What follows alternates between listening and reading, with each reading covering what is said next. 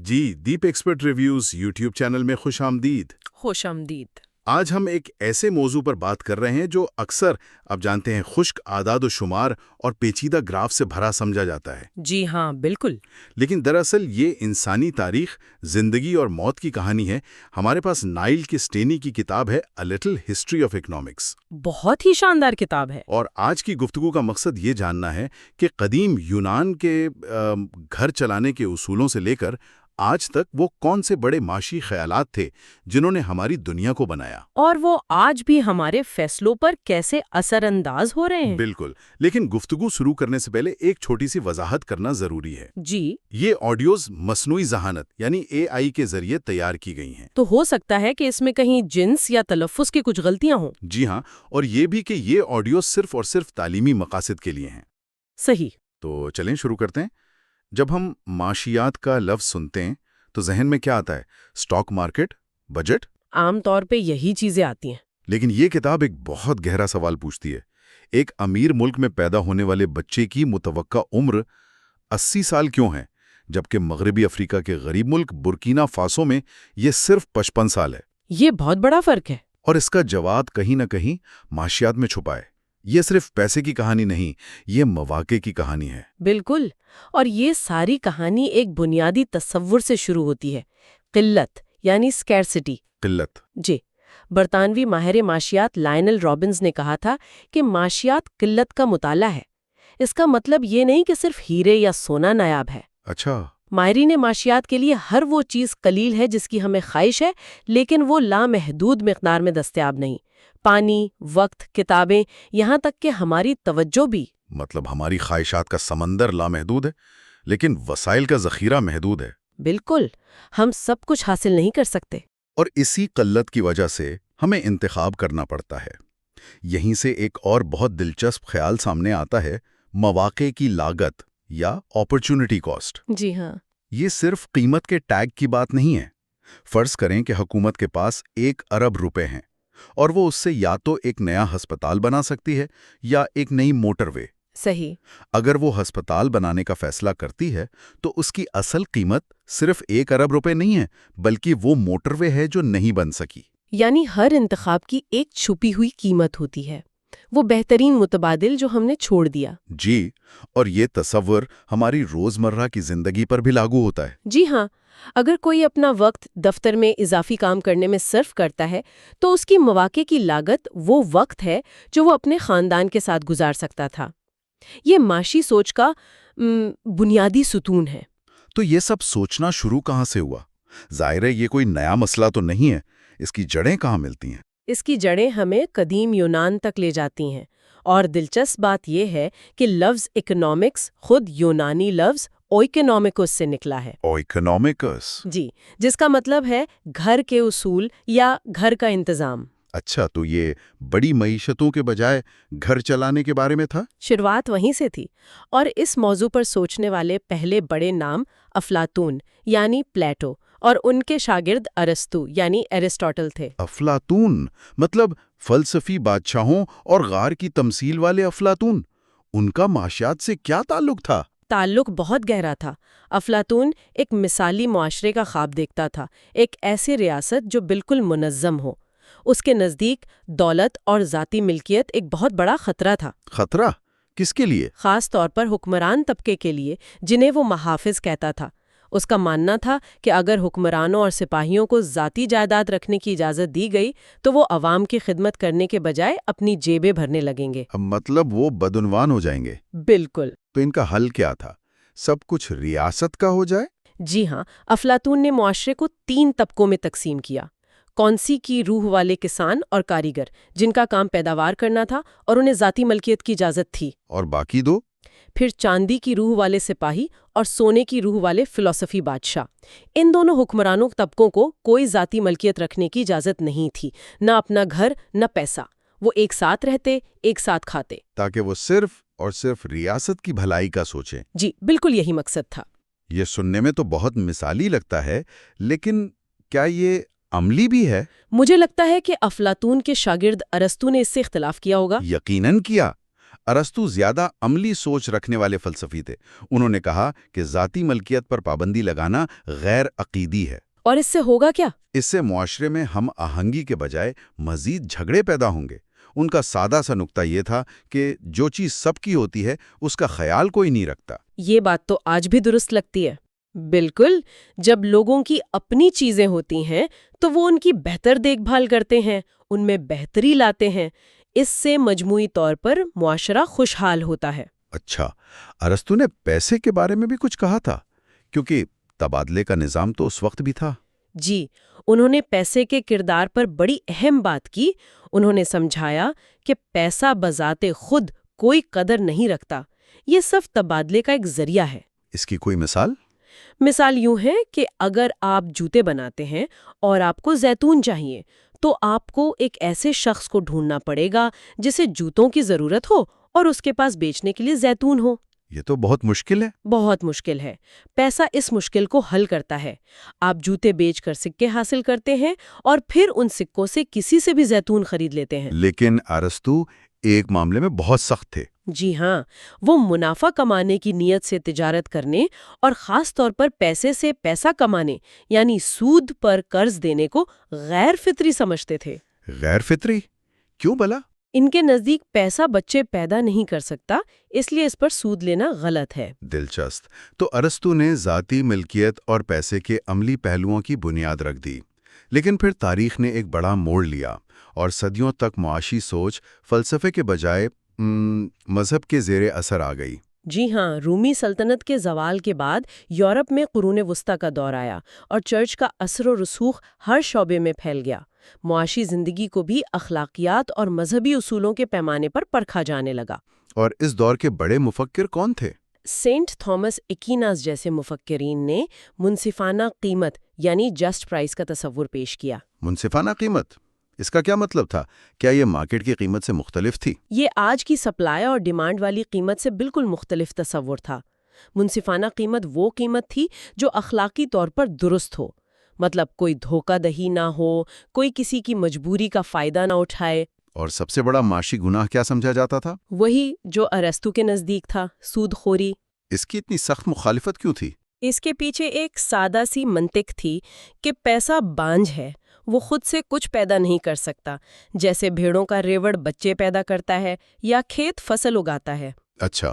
تو جو چیز خود پیدا نہیں ہو سکتی اس پر منافع کمانا غیر فطری اور خدا کے کام میں مداخلت کے مترادف تھا.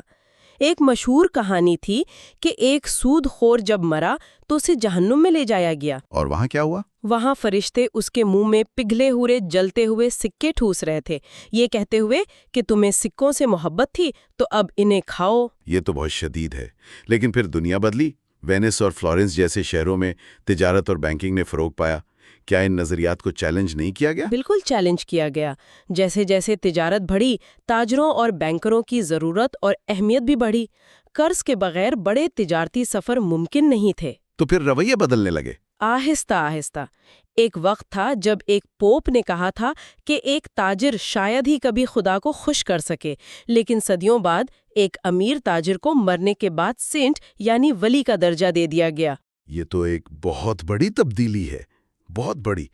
ایک اطالوی تجارتی فرم نے تو اپنے کھاتوں کا آغاز ان الفاظ سے کیا: خدا اور منافع کے نام پر. خدا اور منافع، یہ تو ایک نئے دور کا آغاز لگتا ہے. یہاں سے کہانی کس طرف جاتی ہے؟ یہاں سے ہم مرکنٹائلزم کے دور میں داخل ہوتے ہیں. یہ تقریباً 16ویں سے 18ویں صدی کا دور تھا جب بادشاہوں اور تاجروں کے درمیان ایک مضبوط اتحاد قائم ہوا. اس کی کوئی مثال؟ اس کی بہترین مثال انگلینڈ کی ملکہ ایلزابتھ اول اور سر فرانسس ڈریک جیسے مہم جو تھے. مرکنٹائلزم کا بنیادی نظریہ بہت سادہ تھا. کسی ملک کی طاقت اور دولت کا انحصار اس کے پاس موجود سونے اور چاندی کے ذخائر پر ہے. تو مقصد صرف سونا جمع کرنا تھا، جیسے کوئی اپنا خزانہ بھر رہا ہو؟ جی بالکل. پوری ریاستی پالیسی کا مقصد یہی تھا. اس کے لیے ایک سازگار تجارتی توازن حاصل کرنے کی کوشش کی جاتی تھی. وہ کیا ہوتا ہے؟ یعنی دوسرے ممالک کو زیادہ سے زیادہ چیزیں بیچو، یعنی ایکسپورٹس کرو، تاکہ ان سے سونا اور چاندی ملک میں آئے، اور دوسرے ممالک سے کم چیزیں خریدو، یعنی امپورٹس کرو، تاکہ سونا ملک سے باہر نہ جائے۔ اچھا، تو اس کے لیے حکومتیں کیا کرتی تھیں؟ وہ اپنی صنعتوں کو تحفظ دینے کے لیے درآمدات پر بھاری ٹیکس لگاتی تھیں اور نوآبادیات قائم کرتی تھیں تاکہ وہاں سے سستا خام مال ملے اور انہیں اپنی تیار شدہ مصنوعات بیچی جا سکیں۔ یہ سونے کو جمع کرنے کا جنون آج عجیب لگتا ہے، لیکن کیا آج بھی ممالک اسی طرح نہیں سوچتے جب ہم تجارتی جنگوں اور ملک پہلے کی پالیسیوں کے بارے میں سنتے ہیں؟ آپ نے بہت اہم نقطہ اٹھایا ہے۔ بہت سے ماہرین معاشیات اس بات سے اتفاق کرتے ہیں کہ جدید تحفظ پسندی کی جڑیں مرکنٹلسٹ سوچ میں ہی ہیں۔ یہ خیال کہ تجارت ایک زیرو سم گیم ہے، یعنی ایک ملک کا فائدہ دوسرے کا نقصان ہے، آج بھی بہت مقبول ہے۔ اچھا، تو سب سونا جمع کرنے کے جنون میں مبتلا تھے، لیکن کیا اس وقت کسی نے اس سوچ کو چیلنج کیا؟ کیا کسی نے یہ سوال نہیں اٹھایا کہ کیا دولت واقعی صرف سونا ہی ہے؟ یہ سوال اٹھایا گیا اور اس کا جواب فرانس سے آیا۔ وہاں 18ویں صدی میں مفکروں کا ایک گروہ سامنے آیا جنہیں فزیوکریٹس کہا جاتا ہے۔ فزیوکریٹس؟ جی، ان کی قیادت فرانسوا کویسنے نامی ایک شاہی معالج کر رہے تھے۔ ان کا نظریہ مرکنٹالزم کے بالکل برعکس تھا۔ ان کا ماننا تھا کہ اصل دولت زمین اور فطرت سے آتی ہے، یعنی زراعت سے۔ صرف زراعت سے؟ تو پھر فیکٹری میں بننے والی کرسی یا کپڑے کا کیا وہ دولت نہیں تھی؟ ان کے نزدیک وہ بانج یعنی سٹیرائل سرگرمیاں تھیں۔ ان کی منطق یہ تھی کہ ایک کاریگر لکڑی سے کرسی تو بنا سکتا ہے، لیکن وہ نئی لکڑی پیدا نہیں کر سکتا، وہ صرف شکل بدلتا ہے۔ اچھا، تو اصل اضافی پیداوار صرف زمین سے آتی ہے؟ جی، جب ایک بیج سے پورا پودا اگتا ہے۔ کویسنے نے معیشت کا پہلا باقاعدہ ماڈل بھی بنایا جسے ٹیبلو اکنامک کہا جاتا ہے۔ وہ کیا تھا؟ اس میں انہوں نے دکھایا کہ کس طرح زراعت سے حاصل ہونے والا منافع معیشت کے مختلف طبقوں، کسانوں، زمینداروں اور کاریگروں کے درمیان گردش کرتا ہے، بالکل اسی طرح جیسے جسم میں خون گردش کرتا ہے۔ یہ تو معاشیات کو ایک سائنس کے طور پر دیکھنے کی پہلی کوشش لگتی ہے۔ بالکل، اور انہوں نے ہی لیسے فیر کا مشہور نعرہ بلند کیا، جس کا مطلب ہے معاملات میں مداخلت نہ کرو یا اسے اکیلا چھوڑ دو۔ ان کا خیال تھا کہ معیشت ایک قدرتی نظام ہے اور حکومت کو اس میں کم سے کم مداخلت کرنی چاہیے۔ ٹھیک ہے، تو ہمارے پاس دولت کے بارے میں دو نظریات آ گئے، مرکینٹلسٹ کا سونا اور فزیوکریٹس کی زمین۔ یہ دونوں کسی حد تک محدود لگتے ہیں۔ بالکل۔ کیا کسی نے یہ سوچا کہ شاید دولت کچھ اور ہی چیز ہے؟ اور یہی کہانی میں اس شخص کی آمد ہوتی ہے جس نے معاشیات کی پوری تاریخ بدل دی، اسکاٹ لینڈ کے فلسفی ایڈم اسمتھ۔ Adam Smith? جی، وہ ایک کلاسیکل پریشان حال پروفیسر کی مثال تھے۔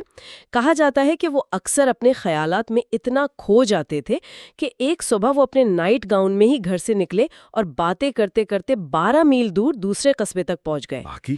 جی، 1776 میں ان کی کتاب دی ویلتھ آف نیشنز شائع ہوئی، جس نے جدید معاشیات کی بنیاد رکھی۔ اور اس کتاب کا مرکزی خیال کیا تھا؟ اس کتاب نے ایک بنیادی سوال اٹھایا: کیا ذاتی مفاد ایک اچھے معاشرے کے ساتھ مطابقت رکھتا ہے؟ اس سے پہلے کیا سمجھا جاتا تھا؟ یہی کہ اگر ہر کوئی صرف اپنا بھلا سوچے گا تو معاشرے میں افراتفری پھیل جائے گی۔ اسمتھ کا جواب انقلابی تھا۔ ان کا مشہور قول ہے، ہمیں اپنا رات کا کھانا قصاب، شراب بنانے والے یا نان بائی کی مہربانی سے نہیں ملتا، بلکہ ان کے اپنے مفاد کی وجہ سے ملتا ہے۔ مطلب قصاب ہمیں گوشت اس لیے نہیں دیتا کہ وہ ہمارا دوست ہے، بلکہ اس لیے کہ وہ پیسے کمانا چاہتا ہے۔ بالکل۔ لیکن اگر سب صرف اپنے مفاد میں کام کریں گے تو معاشرہ کیسے چلے گا؟ یہ تو افراتفری کی ترکیب لگتی ہے۔ یہی اسمتھ کی ذہانت تھی۔ انہوں نے غیر مرئی ہاتھ یعنی انویزیبل ہینڈ کا تصور پیش کیا۔ غیر مرئی ہاتھ؟ ان کا کہنا تھا کہ جب لاکھوں لوگ آزاد بازار میں اپنے اپنے مفاد کے لیے کام کرتے ہیں، یعنی بہترین چیز بہترین قیمت پر خریدنا اور بیچنا چاہتے ہیں، تو ایک غیر مرئی ہاتھ ان کے انفرادی فیصلوں کو معاشرے کی مجموعی بھلائی کی طرف رہنمائی کرتا ہے، بغیر کسی مرکزی منصوبہ بندی کے۔ بغیر کسی مرکزی منصوبہ بندی کے بازار خود بخود ان چیزوں کی پیداوار کو یقینی بناتا ہے جن کی لوگوں کو ضرورت ہوتی ہے، اور وہ بھی مؤثر طریقے سے۔ یہ غیر مرئی ہاتھ کا نظریہ تھوڑا زیادہ ہی پر امید نہیں لگتا؟ کیا اپنے مفاد میں کام کرنے سے لوگ دوسروں کا استحصال نہیں کر سکتے؟ بہت اچھا سوال ہے، اور اس کا جواب ہے ہاں۔ اسمتھ کوئی سادہ لوح انسان نہیں تھے، وہ جانتے تھے کہ تاجر آپس میں مل کر قیمتیں بڑھانے کی سازش کر سکتے ہیں۔ تو پھر یہ غیر مرئی ہاتھ کیسے کام کرتا ہے؟ یہ ایک ایسے نظام کے اندر کام کرتا ہے جہاں قانون کی حکمرانی ہو، معاہدوں کا احترام کیا جائے، اور سب سے اہم، مارکیٹ میں مقابلہ یعنی کمپٹیشن ہو۔ مقابلہ ہی تاجروں کو مجبور کرتا ہے کہ وہ اچھی کوالٹی کی چیزیں مناسب قیمت پر بیچیں، ورنہ گاہک کسی اور کے پاس چلا جائے گا۔ اسمتھ نے پیداوار بڑھانے کے بارے میں بھی ایک بہت مشہور مثال دی تھی، پن بنانے والی فیکٹری کی۔ وہ کیا تھی؟ وہ ان کے نظریے تقسیم کار یعنی ڈویژن آف لیبر کی بہترین مثال ہے۔ اسمتھ نے بتایا کہ اگر ایک مزدور اکیلے پن بنانے کی کوشش کرے تو اسے تار کاٹنی پڑے گی، اسے سیدھا کرنا ہوگا، نوک تیز کرنی ہوگی، اوپر سوراخ لگانا ہوگا۔ مطلب بہت سارے کام۔ بہت سارے۔ وہ شاید دن میں بمشکل 1 یا 2 پنیں بنا پائے، لیکن اگر آپ اسی کام کو چھوٹے چھوٹے 18 مراحل میں تقسیم کر دیں اور ہر مزدور صرف ایک ہی کام بار بار کرے تو 10 مزدور مل کر دن میں 48,000 پنیں بنا سکتے ہیں۔ 48,000؟ یہ تو حیران کن اضافہ ہے۔ جی، مہارت حاصل کرنے سے پیداوار میں ڈرامائی طور پر اضافہ ہوتا ہے۔ اس سے چیزیں سستی ہوتی ہیں اور معاشرے میں ہر ایک کے لیے زیادہ دستیاب ہوتی ہیں۔ اور یہیں اسمتھ نے دولت کی تعریف بھی ہمیشہ کے لیے بدل دی۔ بالکل، ان کے نزدیک دولت سونا یا زمین نہیں، بلکہ وہ تمام مفید اشیاء اور خدمات ہیں جو ایک ملک اپنے لوگوں کے استعمال کے لیے پیدا کرتا ہے۔ یہی وہ تصور ہے جسے آج ہم قومی آمدنی یا جی ڈی پی کہتے ہیں۔ یہ ایک انقلابی تبدیلی تھی۔ تو ان سب کا کیا مطلب ہے؟ ہم نے قدیم یونان کے گھریلو انتظام کے فلسفے سے سفر شروع کیا، پھر قرون وسطیٰ کی اخلاقیات اور منصفانہ قیمت سے گزرے، مرکنٹائلزم کے سونے کے جنون کو دیکھا، اور پھر ایڈم اسمتھ کے خودکار طور پر چلنے والے بازار کے انقلابی تصور تک پہنچے۔ لیکن کہانی یہاں ختم نہیں ہوتی۔ ایڈم اسمتھ نے خود بھی یہ تسلیم کیا تھا کہ ان کے نظام میں بھی خامیاں ہو سکتی ہیں۔ اچھا، جیسے کہ؟ مثال کے طور پر انہوں نے اس خطرے کو بھانپ لیا تھا کہ تقسیم کار مزدوروں کے لیے بہت اچھا نہیں ہے۔ ایک ہی کام بار بار کرنے سے ایک مزدور اتنا ہی احمق اور جاہل ہو سکتا ہے جتنا کہ ایک انسان کا ہونا ممکن ہے۔ یہ تو بہت سخت الفاظ ہیں۔ جی، انہوں نے یہ بھی پیش گوئی کی تھی کہ اس نئی صنعتی معیشت میں مزدوروں اور فیکٹری مالکان کے درمیان دولت کی تقسیم پر شدید تنازعات پیدا ہوں گے۔ اور یہی وہ سوالات تھے جنہوں نے آنے والی صدیوں کی معاشی بحث کو جنم دیا ہوگا۔ بالکل، اسمتھ نے سٹیج تیار کر دیا تھا۔ اگلا بڑا مفکر ڈیوڈ ریکارڈو اسی سٹیج پر آیا اور اس نے یہ سوال اٹھایا کہ معیشت کی پیداوار کو معاشرے کے مختلف طبقوں، مزدوروں، سرمایہ داروں اور زمینداروں کے درمیان کیسے تقسیم کیا جاتا ہے۔ تو یہ بحث آگے بڑھتی رہی؟ جی، اور اس نے کارن لاس پر ہونے والے تصادم کا تجزیہ کیا، جو اس بات کی ایک بہترین مثال تھی کہ کس طرح ایک طبقے کا مفاد باقی معاشرے کے مفاد سے ٹکرا سکتا ہے۔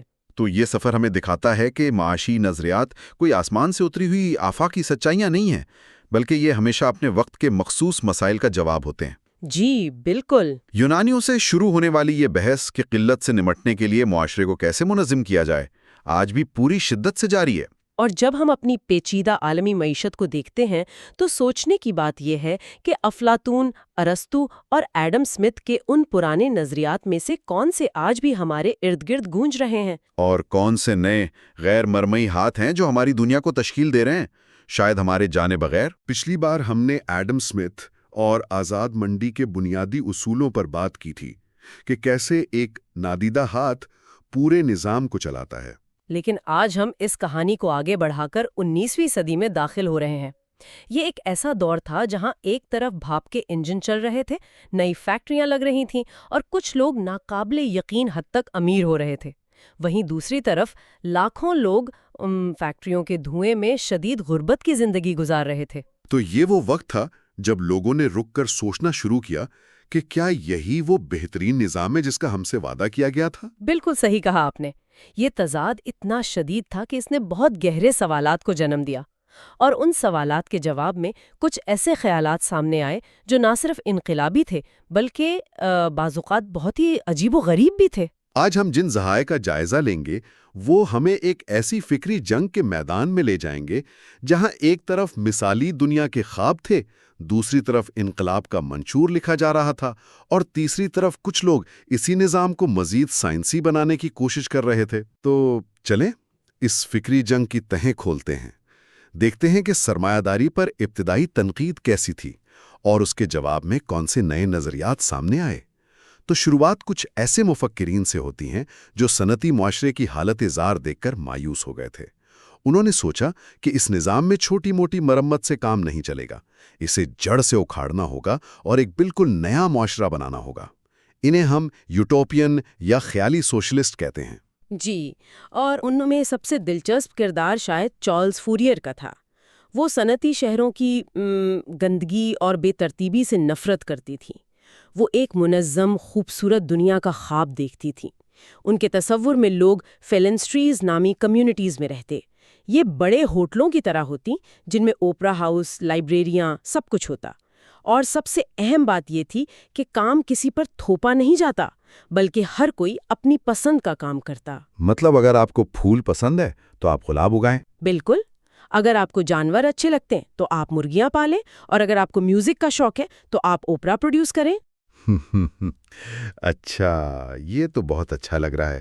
مطلب کام بوجھ نہیں، خوشی کا ذریعہ بن جائے۔ لیکن یہاں پر ایک بہت دلچسپ موڑ آتا ہے۔ ذرائع بتاتے ہیں کہ فوریر کے خیالات صرف یہیں تک محدود نہیں تھے۔ جی بالکل، یہاں سے بات سائنس فکشن میں داخل ہو جاتی ہے۔ فوریر نے پیشگوئی کی کہ ان کی مثالی دنیا میں انسانی ارتقا بھی ہوگا۔ لوگوں کی لمبی دم آ جائے گی جس کے سرے پر ایک آنکھ ہوگی، آسمان پر ایک کے بجائے 6 چاند چمکیں گے، اور سمندر کا نمکین پانی وہ میٹھے لیموں کے شربت میں بدل جائے گا۔ ایک منٹ، دم پر آنکھیں اور لیمو کا سمندر؟ اور تو اور، شیر جیسے خونخوار جانور ختم ہو جائیں گے اور ان کی جگہ دوستانہ اینٹی ٹائیگرز لے لیں گے جو ہمیں اپنی پیٹھ پر بٹھا کر گھمائیں گے۔ یہ کوئی معاشی نظریہ یا کسی فلم کی کہانی؟ کیا وہ اس بارے میں سنجیدہ تھے؟ بظاہر تو وہ بالکل سنجیدہ تھیں۔ دیکھیں، یہ خیالات آج ہمیں مضحکہ خیز لگتے ہیں، لیکن اگر ہم اس فینٹیسی کے پیچھے چھپے گہرے سوال کو دیکھیں تو وہ آج بھی اتنا ہی اہم ہے۔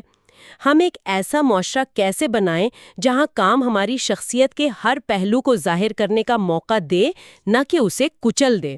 صحیح۔ اور اسی طرح رابرٹ اوون نے تو صرف خواب نہیں دیکھے، بلکہ اسکاٹ لینڈ میں ایک حقیقی ماڈل فیکٹری ٹاؤن بھی بنایا۔ جی، نیو لانارک۔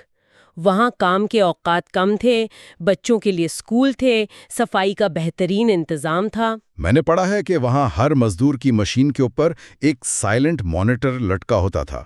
یہ لکڑی کا ایک کیوب تھا جس کے چاروں طرف مختلف رنگ تھے۔ سفید رنگ بہترین کام کی نشانی، پیلا اچھے کام کی اور کالا برے کام کی۔ یہ تو آج کل کے پرفارمنس ریویوز کی ابتدائی شکل لگتی ہے۔ بالکل۔ تو یہ لوگ ایک بہتر، زیادہ انسانی معاشرے کا خواب دیکھ رہے تھے، لیکن ایک جرمن مفکر کے لیے یہ سب محض بچوں والے خواب تھے۔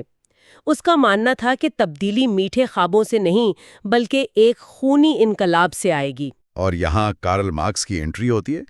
مارکس نے کہا کہ یہ اچھے یا برے سرمایہ داروں کا مسئلہ نہیں ہے، بلکہ پورا نظام ہی استحصال پر مبنی ہے۔ جی، مارکس کے مطابق انسانی تاریخ کی پوری کہانی دراصل طبقاتی کشمکش کی کہانی ہے۔ آقا اور غلام، جاگیردار اور کسان، اور اب سرمایہ دار یعنی برجوازی اور مزدور یعنی پرولٹاریا کے درمیان جنگ۔ اس نے کہا کہ سرمایہ دار مزدوروں کا استحصال ایک بہت ہوشیار طریقے سے کرتا ہے۔ وہ مزدور کو صرف اتنی اجرت دیتا ہے جس سے وہ بس زندہ رہ سکے اور اگلے دن دوبارہ کام پر آ سکے۔ اس کو ذرا آسان الفاظ میں سمجھائیں، یہ استحصال کام کیسے کرتا ہے؟ اس کو یوں سمجھیں کہ آپ ایک بیکری میں کام کرتے ہیں۔ آپ نے صرف 3 گھنٹے میں اتنی بریڈ بنا لی جس سے آپ کے دن بھر کی تنخواہ نکل آتی ہیں، لیکن آپ کا مالک آپ سے 8 گھنٹے کام کرواتا ہے۔ تو باقی 5 گھنٹے جو آپ بریڈ بنا رہے ہیں اس کا سارا منافع سیدھا مالک کی جیب میں جا رہا ہے۔ مارکس کے مطابق یہی وہ سرپلس ویلیو یا اضافی قدر ہے جو سرمایہ دار آپ کی محنت سے چرا رہا ہے۔ اور اس کا نتیجہ صرف معاشی نہیں بلکہ نفسیاتی بھی ہوتا ہے۔ مارکس نے الینیشن یا بیگانگی کا تصور بھی دیا۔ بالکل، کہ مزدور فیکٹری میں ایک ہی کام بار بار کر کے مشین کا پرزہ بن جاتا ہے۔ وہ جو چیز بنا رہا ہے اس سے اس کا کوئی تعلق نہیں رہتا۔ وہ اپنے ساتھی مزدوروں سے مقابلے کی فضا میں رہتا ہے اور بالآخر وہ اپنی انسانیت سے ہی بیگانہ ہو جاتا ہے۔ لیکن کیا یہ بات آج بھی سچ ہے؟ آج تو بہت سے لوگ نالج ورک کرتے ہیں، وہ فیکٹری کے مزدور تو نہیں۔ کیا وہ بھی اپنی انسانیت سے دور ہے؟ یہ ایک بہترین سوال ہے۔ مارکس کے واپدین کہتے ہیں کہ یہ نظریہ پرانا ہو چکا ہے، لیکن ان کے حامی دلیل دیتے ہیں کہ ایلینیشن کی شکل بدل گئی ہے۔ آج کا کارپوریٹ ملازم شاید اسمبلی لائن پر کام نہ کرتا ہو، لیکن وہ بھی اکثر بے معنی پریزنٹیشنز اور لامتناہی میٹنگز میں پھنس کر اپنی تخلیقی صلاحیتوں سے دور ہو جاتا ہے۔ خیر، مارکس کا ماننا تھا کہ سرمایہ داری اپنے ہی تضادات کی وجہ سے تباہ ہو جائے گی۔ جب زیادہ سے زیادہ لوگ غریب ہوتے جائیں گے اور چند لوگ امیر، تو مزدور طبقہ ایک دن بغاوت کرے گا اور ایک کمیونسٹ معاشرہ قائم کرے گا جہاں کوئی طبقات، کوئی نجی ملکیت اور کوئی استحصال نہیں ہوگا۔ تو ایک طرف مارکس انقلاب کی پیشگوئی کر رہے تھے اور دوسری طرف ایک اور برٹش مفکر تھامس مالتھس ایک بالکل مختلف لیکن اتنی ہی خوفناک تصویر پیش کر رہے تھے۔ ان کے خیالات اتنے مایوس کن تھے کہ معاشیات کا نام ہی اداس سائنس پڑ گیا۔ مالتھس کا نظریہ بہت سادہ، مدھر، ڈراؤنا تھا۔ اس نے کہا کہ انسانوں کی آبادی جیومیٹرک رفتار سے بڑھتی ہے، یعنی 1، 2، 4، 8 دگنی ہوتی جاتی ہے، جبکہ خوراک پیدا کرنے کی صلاحیت صرف حسابی رفتار سے بڑھتی ہے، یعنی 1، 2، 3، 4۔ تو اس کا لازمی نتیجہ کیا ہوگا؟ کہ آبادی ہمیشہ خوراک سے آگے نکل جائے گی اور فطرت اس توازن کو قحط، وباؤں اور جنگوں کے ذریعے ٹھیک کرے گی۔ اس لیے غریبوں کی مدد کرنا، ان کی اجرتیں بڑھانا ایک بے وقوفی ہے، کیونکہ اس سے وہ مزید بچے پیدا کریں گے اور مسئلہ مزید بگڑ جائے گا۔ یہ تو چارلز ڈکنز کے کردار اسکروج والی منطق ہے کہ غریبوں کو مر جانا چاہیے تاکہ اضافی آبادی کم ہو سکے۔ لیکن تاریخ نے تو مالتھس کو بڑی حد تک غلط ثابت کر دیا۔ بالکل، مالتھس دو چیزوں کا اندازہ نہیں لگا سکا۔ ایک، ٹیکنالوجی کی طاقت، نئے بیجوں، کھاد اور مشینوں نے زراعت میں انقلاب برپا کر دیا، اور دوسرا، اس نے انسانی رویے کو غلط سمجھا۔ جیسے جیسے معاشرے امیر اور تعلیم یافتہ ہوئے، لوگوں نے زیادہ بچے پیدا کرنے کے بجائے کم بچے پیدا کرنا شروع کر دیے۔ تو اگرچہ ان کی پیشگوئی غلط تھی، کیا ان کے سوالات آج بھی اہم ہیں؟ یعنی وسائل کی کمی اور آبادی میں اضافے کے درمیان تعلق؟ یقیناً، آج جب ہم موسمیاتی تبدیلی یا صاف پانی کی کمی کی بات کرتے ہیں تو ہم کہیں نہ کہیں مالتھس کے بنیادی سوال سے ہی جوجھ رہی ہوتی ہیں کہ کیا ہمارے سیارے کے وسائل ہماری بڑھتی ہوئی ضروریات کو پورا کر سکتے ہیں۔ خیر، ایک طرف مارکس اور مالتھس جیسے لوگ پورے معاشرے کی بڑی بڑی مشینوں کو سمجھنے کی کوشش کر رہے تھے، لیکن پھر 19ویں صدی کے آخر میں کچھ ماہرین نے کہا، ایک منٹ رکو، اگر ہمیں پوری مشین کو سمجھنا ہے تو ہمیں اس کے سب سے چھوٹے پرزے یعنی ایک عام انسان کے ذاتی فیصلوں کو سمجھنا ہوگا۔ اور یہیں سے معاشیات نے ایک بہت بڑا موڑ لیا۔ اسے مارجنل ریولوشن کہا جاتا ہے، جس کے ہیرو ولیم جیویونز اور الفریڈ مارشل جیسے لوگ تھے۔ انہوں نے ایک بالکل نیا تصور پیش کیا، مارجنل یوٹیلیٹی۔ یہ سننے میں بہت تکنیکی لگتا ہے، لیکن اس کا خیال بہت سادہ ہے۔ اس کا مطلب ہے کہ جب آپ کوئی چیز استعمال کرتی ہیں تو ہر اضافی اکائی سے ملنے والی تسکین یا خوشی کم ہوتی جاتی ہے۔ جیسے پیزا کا پہلا سلائس جنت کا ٹکڑا لگتا ہے، دوسرا بہت اچھا، لیکن 8واں سلائس کھاتے ہوئے آپ کو دکھ اور پچھتاوا محسوس ہوتا ہے۔ بالکل، وہ دکھ اور پچھتاوا ہی ڈیمینشنگ مارجنل یوٹیلیٹی ہے۔ اسی ایک سادہ سے اصول کی بنیاد پر الفریڈ مارشل نے معاشیات کا سب سے مشہور نظریہ پیش کیا، طلب اور رسد، یعنی سپلائی اور ڈیمانڈ۔ اچھا، یعنی کسی بھی چیز کی قیمت اور مقدار ایک ایسے نادیدہ نقطے پر طے ہوتی ہے جہاں خریداروں کی اسے خریدنے کی خواہش یعنی طلب اور بیچنے والوں کی اسے بنانے کی صلاحیت یعنی رسد آپس میں ملتی ہیں۔ جی، یہ ایک خوبصورت خودکار توازن یا ایکویلیبریم ہے۔ اس ماڈل میں کوئی طبقاتی جنگ نہیں، کوئی انقلاب نہیں۔ اس کا مرکزی کردار عقلی معاشی انسان ہے جو ٹھنڈے دماغ سے نفع نقصان کا حساب لگا کر اپنے لیے بہترین فیصلہ کرتا ہے۔ مارکس کی طوفانی دنیا کے برعکس یہ ایک پرسکون دنیا کی تصویر تھی۔ ٹھیک ہے، تو ہمارے پاس طلب اور رسد کا ایک بہت صاف ستھرا ماڈل آ گیا، لیکن کیا حقیقی دنیا واقعی اتنی سادہ ہے؟ فوراً ہی کچھ لوگوں نے اس ماڈل میں دراڑیں تلاش کرنا شروع کر دیں۔ ان میں ایک اہم نام فریڈرک لسٹ کا تھا۔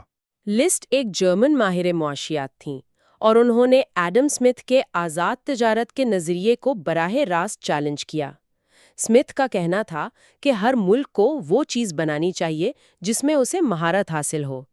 لسٹ نے کہا کہ یہ اصول برطانیہ جیسے ترقی یافتہ ملک کے لیے تو بہت اچھا ہے، لیکن جرمنی جیسے نئے صنعتی ملک کے لیے تباہ کن ہے۔ اس نے کہا کہ نئی صنعتیں شیرخوار بچوں یعنی انفنٹ انڈسٹریز کی طرح ہوتی ہیں، جیسے ایک بچے کو بڑا ہونے تک تحفظ اور دیکھ بھال کی ضرورت ہوتی ہے۔ بالکل اسی طرح نئی صنعتوں کو بھی عالمی مقابلے کی سخت دھوپ سے بچانے کی ضرورت ہوتی ہے۔ لسٹ نے تجویز دی کہ حکومت کو بیرونی اشیاء پر بھاری ٹیکس یا ٹیرف لگانا چاہیے تاکہ مقامی صنعتیں اپنے پاؤں پر کھڑی ہو سکیں۔ لیکن اس میں ایک خطرہ بھی تو ہے۔ اگر آپ اپنی انڈسٹری کو ہمیشہ تحفظ دیتے رہیں تو وہ شاید کبھی بھی عالمی سطح پر مقابلہ کرنے کے قابل نہ ہو پائے۔ آپ نے بالکل صحیح نبض پر ہاتھ رکھا ہے۔ یہی آزاد تجارت کے حامیوں کا سب سے بڑا اعتراض ہے اور یہ بحث آج بھی جاری ہے۔ خیر، اس پرفیکٹ ماڈل پر ایک اور حملہ آرتھر پیگو نے کیا۔ انہوں نے ایکسٹرنیلٹیز کا تصور پیش کیا۔ اس کا مطلب ہے کہ جب کوئی اپنے فائدے کے لیے کوئی کام کرتا ہے تو اس کے کچھ اثرات ایسے ہوتے ہیں جن کی قیمت معاشرے میں کسی اور کو چکانی پڑتی ہے۔ اس کو ایک سادہ مثال سے سمجھتے ہیں، جیسے آپ کا پڑوسی رات بھر اونچی آواز میں میوزک بجائے، اسے تو مزہ آ رہا ہے لیکن آپ کی نیند خراب ہو رہی ہے۔ یہ منفی ایکسٹرنیلٹی ہے۔ اسی طرح ایک پینٹ فیکٹری اپنا منافع دیکھتی ہے لیکن اس کا کیمیائی فضلہ دریا میں جا کر مچھلیوں کو مار دیتا ہے۔ پیگو نے کہا کہ حکومت کو ایسی سرگرمیوں پر پیگووین ٹیکس لگانا چاہیے تاکہ فیکٹری اس نقصان کی قیمت ادا کرے۔ اور اس کا الٹ بھی ہو سکتا ہے، یعنی مثبت ایکسٹرنیلٹیز۔ اگر کوئی کمپنی تحقیق پر پیسہ خرچ کر کے کوئی نئی ٹیکنالوجی ایجاد کرتی ہے تو اس کا فائدہ صرف اس سے نہیں ہوتا بلکہ دوسری کمپنیاں بھی اس علم سے فائدہ اٹھا سکتی ہیں۔ جی، اس صورت میں حکومت کو سبسڈی دے کر اس کی حوصلہ افزائی کرنی چاہیے۔ اور پھر جان رابنسن اور ایڈورڈ چیمبرلن نے اس خیال کو چیلنج کیا کہ مارکیٹ یا تو کامل مقابلے پر چلتی ہے یا پھر خالص اجارہ داری پر۔ انہوں نے کہا کہ اصل دنیا ان دونوں انتہاؤں کے درمیان میں کہیں ہے، جسے انہوں نے مونوپولسٹک کمپٹیشن کا نام دیا۔ جیسے کوک اور پیپسی کا معاملہ، بنیادی طور پر دونوں ایک ہی چیزیں ہیں، میٹھے کالے رنگ کا پانی، لیکن اپنی برانڈنگ اور اشتہارات کے ذریعے ہر کمپنی نے اپنے برانڈ کی ایک چھوٹی سی اجارہ داری قائم کر لی ہے۔ بالکل، اس سے صارفین کو ورائٹی تو ملتی ہے جو اچھی بات ہے، لیکن رابنسن نے ایک اہم سوال اٹھایا، کیا ہمیں واقعی ایک اور نئے شیمپو کی ضرورت ہے جو پچھلے والے جیسا ہی ہو، بس اس کی بوتل مختلف ہو؟ کیا یہ وسائل کا ضیاع نہیں؟ تو کیا آج ہم جو انوویشن دیکھتے ہیں اس میں سے زیادہ تر صرف مارکیٹنگ کا کھیل ہے، اصل ترقی نہیں؟ تو ہم نے دیکھا کہ معاشی نظریات کس طرح سادہ ماڈل سے ہٹ کر حقیقی دنیا کی پیچیدگیوں کو سمجھنے کی کوشش کر رہے تھے، لیکن 20ویں صدی کے آغاز میں ولادیمیر لینن نے ایک ایسا نظریہ پیش کیا جس نے سب کو چونکا دیا اور سرمایہ داری کو سیدھا عالمی جنگ سے جوڑ دیا۔ اس میں دلچسپ بات یہ ہے کہ لینن نے اپنے نظریے کی بنیاد ایک برطانوی ماہر معاشیات جان ہابسن کے کام پر رکھی۔ ہابسن کا کہنا تھا کہ 19ویں صدی کے آخر تک سرمایہ داری مونوپولی کیپٹلزم بن چکی تھی۔ دولت چند ہاتھوں میں جمع ہو گئی تھی اور امیر طبقے کے پاس اتنی زیادہ بچت تھی کہ اسے اپنے ہی ملک میں لگانا منافع بخش نہیں رہا تھا۔ تو اس سب کا مطلب کیا ہے؟ اگر گھر میں منافع نہیں ہے تو سرمایہ کہیں اور جائے گا۔ بالکل، اس اضافی سرمایے کے لیے نئی منڈیوں، سستے خام مال اور سستے مزدوروں کی تلاش شروع ہوئی، اور یہی چیز سامراج یعنی امپیریلزم کو جنم دیتی ہے، دوسرے کمزور ممالک پر فوجی اور معاشی قبضہ کرنا۔ اور لینن نے اسی خیال کو ایک قدم آگے بڑھایا۔ اس کے لیے سامراج سرمایہ داری کا آخری اور لازمی مرحلہ تھا۔ جب برطانیہ، فرانس، جرمنی جیسے مختلف سرمایہ دار ممالک نئی منڈیوں کے لیے ایک دوسرے سے ٹکرائیں گے تو نتیجہ کیا نکلے گا؟ جنگ۔ لینن کے مطابق پہلی جنگ عظیم کوئی سیاسی حادثہ نہیں تھی، بلکہ یہ سرمایہ دارانہ نظام کا ایک منطقی اور ناگزیر نتیجہ تھی۔ یہ ایک بہت ہی چونکا دینے والا نظریہ تھا جس نے معاشیات کو سیدھا عالمی سیاست اور جنگ کے مرکز میں لا کھڑا کیا۔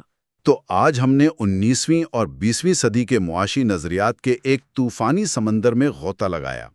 ہم نے چارلز فوریر کے لیمو کے سمندر والے خوابوں سے شروعات کی، کارل مارکس کے انقلابی منشور کو سمجھا اور پھر الفریڈ مارشل کے طلب اور رسد کے پرسکون ماڈل تک پہنچے۔ لیکن ہم نے یہ بھی دیکھا کہ یہ پرسکون ماڈل بھی طوفانوں سے محفوظ نہیں تھا۔ ہم نے دیکھا کہ اس کامل ماڈل میں کیسے دراڑیں پڑیں، چاہے وہ نئی صنعتوں کے تحفظ کا معاملہ ہو، ماحولیاتی آلودگی جیسی مارکیٹ کے ناکامیوں کا سوال ہو، یا پھر سامراج کی شکل میں اس نظام کا سب سے تاریک پہلو۔ یہ تمام نظریات ایک ایسے معاشی نظام کو سمجھنے کی کوشش کر رہے تھے جو پوری دنیا کو بے مثال رفتار سے بدل رہا تھا۔ ہم نے دیکھا کہ کیسے سرمایہ داری پر باہر سے اور اندر سے تنقید ہوئی اور اسے نئے سرے سے سمجھا گیا، لیکن 20ویں صدی میں اس نظام کو اپنے اب تک کے سب سے بڑے چیلنجز کا سامنا کرنا تھا۔ ایک طرف ایک بالکل مخالف نظام کمیونزم ایک عالمی طاقت کے طور پر ابھر رہا تھا، اور دوسری طرف خود سرمایہ دارانہ نظام کے اندر سے ایک ایسا بحران پیدا ہوا جس نے اسے تباہی کے دہانے پر پہنچا دیا۔ اور یہ کہانی ہے عظیم کساد بازاری یا گریٹ ڈپریشن کی، جسے ہم اپنی اگلی گفتگو میں آگے بڑھائیں گے۔ پچھلی بار ہم نے سرمایہ داری کی بنیادی مشینری پر بات کی تھی کہ یہ کیسے کام کرتی ہے۔ جی، اور ایڈم اسمتھ جیسے مفکرین نے اسے کیسے بیان کیا تھا۔ بالکل، لیکن کیا ہوتا ہے جب یہ مشینری ٹوٹ جاتی ہے، یا جب کچھ لوگ بالکل ہی ایک مختلف قسم کی مشین بنانے کی کوشش کرتے ہیں؟ یہی آج کی ہماری گفتگو کا مرکز ہے۔ آج ہم 20ویں صدی کی ان بڑی بحثوں کا گہرائی سے جائزہ لے رہے ہیں جنہوں نے معیشت کو چلانے کے طریقے پر گہرے سوالات اٹھائے۔ بالکل، اور یہ صرف تاریخ کا سبق نہیں ہے، یہ وہ بنیادی کشمکش ہے جو آج بھی ہماری دنیا کو شکل دے رہی ہے نا؟ صحیح۔ سوال یہ ہے کہ معیشت کو کون چلائے؟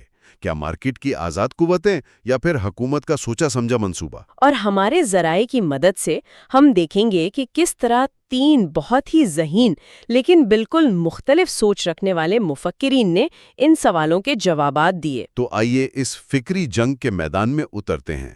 ہمارے ذرائع ہمیں سب سے پہلے سوویت یونین لے جاتے ہیں، ایک ایسی جگہ جہاں ایک بہت بڑا معاشی تجربہ کیا جا رہا تھا۔ وہاں کی ایک کہانی بڑی دلچسپ ہے۔ کوئلے کی کانوں کے لیے کھدائی کا سامان بنانے والی ایک فیکٹری نے اچانک مشینیں بھیجنا بند کر دیں۔ اچھا۔ جی، تو جب ایک انسپیکٹر تفتیش کے لیے وہاں پہنچا تو اس نے دیکھا کہ فیکٹری آدھی بنی ہوئی مشینوں سے بھری پڑی ہے۔ تو پھر مسئلہ کیا تھا؟ وجہ، ڈائریکٹر کو ماسکو سے حکم ملا تھا کہ مشینوں پر لال وارنش کیا جائے۔ اوکے۔ لیکن سٹور میں صرف سبز وارنش موجود تھی۔ اوہو۔ اور مسئلہ یہ تھا کہ اگر وہ سبز وارنش والی مشینیں بھیج دیتا تو اس پر ریاستی منصوبے کی خلاف ورزی کا الزام لگتا اور اسے سیدھا جیل بھیجا جا سکتا تھا۔ یہ چھوٹی سی کہانی مرکزی منصوبہ بندی یعنی سینٹرل پلاننگ کے نظام کی روح کو پکڑ لیتی ہے۔ یہ ایک ایسا نظام ہے جہاں حکومت ہر چھوٹے سے چھوٹے فیصلے کو کنٹرول کرتی ہے، یہاں تک کہ پینٹ کے رنگ کو بھی۔ بالکل۔ یہ سرمایہ داری کے تو بالکل ہی برعکس ہے، جہاں ایک فیکٹری اگر چاہے تو اپنی مشینوں پر گلابی دھبے بھی پینٹ کر سکتی ہے۔ اگر گاہکوں کو وہ پسند آئیں تو وہ کامیاب ہو جائے گی، ورنہ زیادہ سے زیادہ اس کا کاروبار ڈوب جائے گا، اسے جیل نہیں جانا پڑے گا۔ جی، لیکن سوال یہ ہے کہ سوویت نظام جس نے اپنے لوگوں سے اتنے بڑے بڑے وعدے کیے تھے، وہ اس طرح کی چھوٹی چھوٹی باتوں میں کیوں لچ کر رہ گیا؟ یہیں پر آسٹریا کے ایک زبردست ماہر معاشیات لڈوگ وان میزس کہانی میں آتے ہیں، اور انہوں نے ایک بہت گہری بات کہی۔ ان کا کہنا تھا کہ مرکزی منصوبہ بندی کی ناکامی کی وجہ انسانی خود غرضی یا بیوروکریسی نہیں ہے۔ اچھا، تو پھر کیا تھی؟ ان کے مطابق مسئلہ اس سے بھی بڑا اور بنیادی تھا، جسے وہ معاشی حساب کتاب کا مسئلہ کہتے تھے، یعنی دی اکنامک کیلکولیشن پرابلم۔ معاشی حساب کتاب، یہ بات مجھے بہت دلچسپ لگی۔ یعنی مسئلہ بدنیتی کا نہیں بلکہ معلومات کے فقدان کا تھا۔ بالکل، اس کو ایسے سمجھیں کہ سرمایہ دارانہ نظام میں قیمتیں ایک زبان کی طرح کام کرتی ہیں۔ معلومات پہنچانے کا ذریعہ؟ جی، اگر اچانک لوگ کوکو گھڑیاں بہت زیادہ خریدنا شروع کر دیں تو ان کی مانگ بڑھے گی اور قیمت بھی۔ یہ قیمت گھڑی سازوں کے لیے ایک سگنل ہے کہ بھئی مزید کوکو گھڑیاں بناؤ۔ صحیح، اور قیمتیں یہ بھی بتاتی ہیں کہ لکڑی جیسے محدود وسائل کا بہترین استعمال کہاں ہے نا؟ کیا اس سے گھڑیاں بنے یا کرسیاں؟ بالکل، میزز کا یہی نقطہ تھا۔ مرکزی منصوبہ بندی میں قیمتوں کا یہ نظام ہوتا ہی نہیں ہے۔ تو دوسرے لفظوں میں مرکزی منصوبہ ساز اندھیرے میں کام کر رہے ہوتے ہیں۔ اندھیرے میں ٹٹولنے کے مترادف۔ حکومت کے پاس یہ جاننے کا کوئی عقلی طریقہ نہیں ہوتا کہ ملک کو 10 لاکھ جوتوں کی ضرورت ہے یا 20 لاکھ کی۔ یا یہ کہ اسٹیل کو پل بنانے میں استعمال کیا جائے یا ٹینک بنانے میں۔ جی، اسٹالن جیسے طاقتور رہنما کو بھی یہ چھوٹے چھوٹے فیصلے کرنے پڑتے تھے، اور میزز کے مطابق یہ سب بے معنی تھا۔ اسی لیے انہوں نے کہا تھا کہ سوشلزم عقلی معیشت کا خاتمہ ہے۔ ایک منٹ، لیکن کچھ لوگوں نے اس کا جواب دینے کی کوشش بھی تو کی تھی۔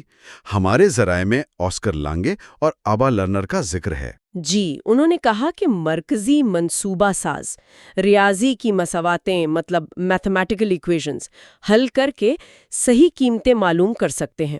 تو کیا یہ ممکن نہیں تھا؟ خاص طور پر آج کی دنیا میں تو ہمارے پاس سپر کمپیوٹرز ہیں، بگ ڈیٹا ہے۔ یہ ایک بہترین سوال ہے، لیکن مسز نے اس خیال کو تب بھی مسترد کر دیا تھا۔ ان کا کہنا تھا کہ حقیقی قیمتیں وہ تو صرف حقیقی کاروباری لوگوں کے حقیقی فیصلوں سے وجود میں آتی ہیں، ان کے منافع کمانے کی کوششوں سے اور ان کے دیوالیہ ہونے کے خطرے سے۔ بالکل، یہ کوئی ایسی چیز نہیں جسے ماہرین معاشیات اپنی آرام دہ کرسیوں پر بیٹھ کر کسی فارمولے سے معلوم کر لیں۔ ان کے نزدیک سرمایہ داری ہی واحد عقلی معاشی نظام تھا۔ مسز کا نقطہ بہت طاقتور ہے کہ مارکیٹ ہی واحد عقلی نظام ہے، لیکن پھر تاریخ نے خود اس نظام پر ایک بہت بڑا سوالیہ نشان لگا دیا نا۔ آپ 1930 کی دہائی کی بات کر رہے ہیں۔ جی، جب سب کچھ بکھرتا نظر آ رہا تھا، عظیم کساد بازاری، دی گریٹ ڈپریشن، امریکہ میں 1/4 مزدور بے روزگار تھے، مارکیٹ کی وہ عقلی مشینری تو مکمل طور پر جام ہو چکی تھی۔ وہ مشینری نہ صرف جام ہوئی بلکہ ایسا لگا کہ وہ ایک گہرے گڑھے میں گر گئی ہے، اور یہی وہ بحران تھا جس نے ایک اور ذہن ترین دماغ جان مینارڈ کینز کو میدان میں اتارا۔ کینز نے کہا کہ روایتی معاشیات اس بحران کی وضاحت نہیں کر سکتی۔ جی، وہ نظریہ سے کے قانون یعنی سیز لا پر مبنی تھا، جس کا سادہ سا مطلب ہے کہ رسد اپنی طلب خود پیدا کرتی ہے، مطلب جو کچھ بھی بنایا جاتا ہے وہ بک جاتا ہے۔ جس کا مطلب یہ ہوا کہ بڑے پیمانے پر بے روزگاری ناممکن ہے، لیکن کینز نے تو اپنی آنکھوں سے لاکھوں بے روزگار لوگ دیکھے تھے، اور آدھی صلاحیت پر چلنے والی فیکٹریاں بھی۔ تو انہوں نے اس قانون کو کیسے چیلنج کیا؟ ذرائع میں وہ باتھ ٹب کی مشہور مثال ہے، آئیے اس پر بات کرتے ہیں۔ جی، یہاں یہ واقعی دلچسپ ہو جاتا ہے۔ کینز نے معیشت کو ایک باتھ ٹب سے تشبیہ دی۔ اوکے۔ تصور کریں کہ ٹب میں پانی کی سطح معیشت میں ہونے والے کل اخراجات ہیں۔ جب لوگ اپنی آمدنی کا کچھ حصہ بچاتے ہیں یعنی سیونگز، تو یہ ایسا ہے جیسے ٹب کے پلگ ہول سے پانی باہر بہہ رہا ہو، ایک لیکیج۔ بالکل۔ دوسری طرف جب کمپنیاں نئی فیکٹریوں یا مشینوں پر سرمایہ کاری یعنی انویسٹمنٹ کرتی ہیں تو یہ ایسا ہے جیسے ایک نلکے سے ٹب میں مزید پانی ڈالا جا رہا ہو۔ یہ معیشت میں ایک انجیکشن ہے۔ جی، اور روایتی نظریے کے مطابق یہ نظام خود بخود توازن میں رہتا ہے۔ جتنا پانی بچت کے ذریعے نکلتا ہے اتنا ہی سرمایہ کاری کے ذریعہ واپس آ جاتا ہے، کیونکہ شرح سود اس کو متوازن کر دیتی ہے نا؟ بالکل یہی روایتی سوچ تھی۔ لیکن کینز کا بڑا کارنامہ یہ تھا کہ انہوں نے کہا نہیں، ایسا ضروری نہیں ہے۔ انہوں نے کہا کہ دنیا غیر یقینی ہے۔ جی، جب لوگ مستقبل کے بارے میں خوف زدہ ہوتے ہیں تو وہ اپنی بچت کو سرمایہ کاری کرنے کے بجائے اپنے گدے کے نیچے بھی چھپا سکتے ہیں۔ اس صورت میں باتھ ٹب سے پانی نکل تو رہا ہے لیکن نلکے سے واپس نہیں آ رہا، اور پانی کی سطح گرتی جاتی ہے، یعنی معیشت میں کل خرچ کم ہو جاتا ہے۔ اور جب خرچ کم ہوتا ہے تو کمپنیاں اپنی پیداوار کم کر دیتی ہیں، مزدوروں کو نوکری سے نکال دیتی ہیں۔ ان مزدوروں کے پاس خرچ کرنے کے لیے پیسے نہیں ہوتے، جس سے خرچ اور بھی کم ہو جاتا ہے۔ اور معیشت ایک گرداب میں پھنس جاتی ہے۔ بالکل، اور یہیں پر کینز نے جانوروں کی جبلت یعنی اینیمل اسپرٹس کا تصور پیش کیا کہ معاشی فیصلے صرف ٹھنڈے حساب کتاب پر مبنی نہیں ہوتے۔ جی، وہ امید، خوف اور اعتماد پر مبنی ہوتے ہیں۔ اور جب خوف کا ماحول ہو تو کوئی بھی شرح سود سرمایہ کاروں کو پیسہ لگانے پر آمادہ نہیں کر سکتی۔ تو کینز کے مطابق معیشت خود بخود اس گڑھے سے باہر نہیں نکل سکتی، اسے ایک دھکے کی ضرورت ہے۔ اور وہ دھکا حکومت ہی دے سکتی ہے۔ ان کا وہ مشہور جملہ تھا کہ جب بھی آپ 5 شلنگ بچاتے ہیں آپ ایک آدمی کو ایک دن کے لیے بے روزگار کر دیتے ہیں۔ یہی ان کی انقلاب انگیز سوچ تھی۔ انہوں نے کہا کہ جب نجی شعبہ خرچ کرنے سے ڈل رہا ہو تو حکومت کو آگے بڑھ کر خرچ کرنا چاہیے، سڑکیں بنائے، پل بنائے، کچھ بھی کرے، تاکہ پیسہ واپس معیشت کے باتھ ٹب میں جائے، پانی کی سطح بلند ہو اور اعتماد بحال ہو۔ اسی خیال نے میکرو اکنامکس کی بنیاد رکھی اور اس کا اثر آج بھی دیکھا جا سکتا ہے، جیسے کووڈ-19 کے دوران حکومتی پیکیجز۔ تو کینز نے حکومت کو ایک طرح سے ہیرو کا کردار دے دیا کہ جب معیشت ڈوب رہی ہو تو وہ آ کر اسے بچائے۔ جی، لیکن ایک اور مفکر جو اتفاق سے کینز کا دوست بھی تھا اور دوسری جنگ عظیم کے دوران کیمبرج کی ایک چھت پر اس کے ساتھ بموں سے عمارت کی حفاظت کر رہا تھا، وہ اس خیال میں ایک بہت بڑا خطرہ دیکھ رہا تھا۔ آپ فریڈرک ہائیک کی بات کر رہے ہیں۔ جی، فریڈرک ہائیک کی۔ ہائیک، جو خود بھی میزز کی طرح آسٹرین اسکول سے تعلق رکھتی تھی، نے کینز کے نظریات میں ایک بہت ہی تاریک مستقبل دیکھا۔ انہوں نے 1944 میں اپنی مشہور کتاب لکھی دی روڈ ٹو سرفڈم، غلامی کا راستہ۔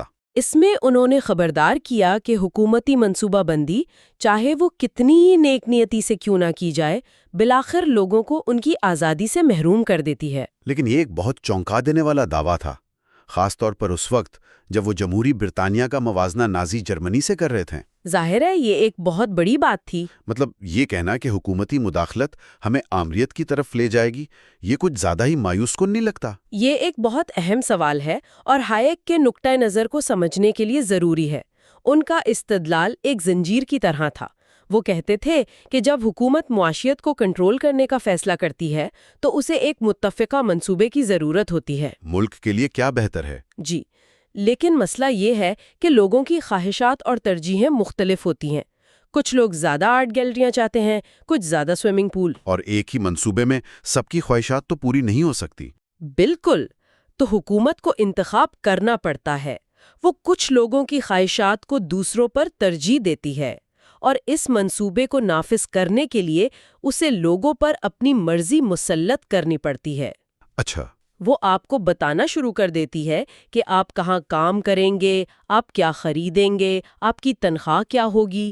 ہائیک کے مطابق معاشی کنٹرول آہستہ آہستہ سماجی کنٹرول اور پھر سیاسی کنٹرول میں بدل جاتا ہے۔ تو یہ ایک سلپری سلوپ والی دلیل ہے کہ آپ نیک نیتی سے شروعات کرتے ہیں لیکن آخر میں ایک ایسی جگہ پہنچ جاتے ہیں جہاں فرد کی کوئی آزادی نہیں رہتی۔ جی ہاں، ہائیک کا وہ مشہور قول ہے جو اس خیال کا نچوڑ ہے۔ مسابقتی معیشت کا آخری سہارا عدالت کا اہلکار ہوتا ہے، لیکن منصوبہ بند معیشت کی حتمی سزا پھانسی دینے والا ہوتا ہے۔ واہ، اس کا کیا مطلب ہوا؟ ان کا مطلب تھا کہ آزاد مارکیٹ میں اگر آپ ناکام ہوتے ہیں تو آپ زیادہ سے زیادہ دیوالیہ ہو جاتے ہیں، آپ اپنا پیسہ کھوتے ہیں، لیکن ریاستی کنٹرول والی معیشت میں اگر آپ ریاست کے منصوبے کے خلاف جاتے ہیں تو آپ کو ریاست کا دشمن سمجھا جاتا ہے اور اس کی سزا بہت سخت ہو سکتی ہے۔ تو آج ہم نے معیشت کے بارے میں 3 بہت بڑے اور ایک دوسرے سے بالکل متضاد نظریات دیکھے۔ جی، مسز کا استدلال کہ صرف آزاد منڈیاں ہی عقلی ہیں۔ پھر کینز کا مطالبہ کہ جب مارکیٹ ناکام ہو جائے تو حکومت کو مداخلت کرنی چاہیے۔ اور پھر ہائیک کی خوفناک وارننگ کہ یہی مداخلت ہمیں غلامی کے راستے پر ڈال سکتی ہے۔ بالکل، اور یہ وہ بنیادی کشمکش ہے جو آج بھی جدید معاشیات کی تعریف کرتی ہے۔ ہر بڑا معاشی بحران، ہر انتخابی مہم اسی بحث کو دوبارہ زندہ کر دیتی ہے۔ ان تینوں مفکرین نے ریاست اور مارکیٹ کے کردار پر بحث کی، لیکن خود سرمایہ داری کی فطرت کیا ہے؟ یہ ایک بہترین سوال ہے۔ کیا یہ رسد اور طلب کا ایک مستحکم توازن میں آنے والا نظام ہے یا یہ مسلسل افراتفری پر مبنی تبدیلی کا ایک طوفان ہے؟ اور یہ ہمیں ایک اور آسٹرین ماہر معاشیات کی طرف لے جاتا ہے جس کا سرمایہ داری کے بارے میں نظریہ ان سب سے بالکل مختلف تھا۔